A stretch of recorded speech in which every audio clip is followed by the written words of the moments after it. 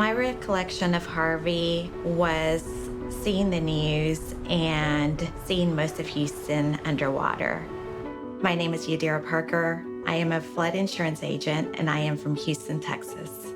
There were many areas that were affected, and there were neighborhoods that had never flooded before that were now flooded. Many people were left without homes, and many of those people did not have flood insurance. As a flood insurance agent in Houston, it was very hard to watch. My experience personally, I wasn't affected as much as other people that lost their homes, but my garage did flood. It came up 3 feet of water and we lost most of our stuff.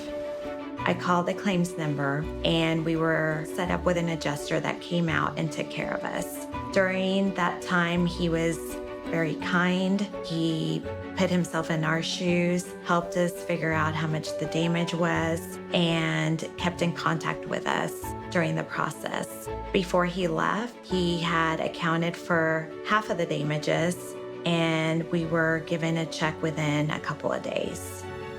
Flood insurance is important because it can be emotionally and financially devastating. No one expected Hurricane Harvey. No one expected that level of damage. I'm so glad I had flood insurance and so glad that I can help other people get their own flood insurance.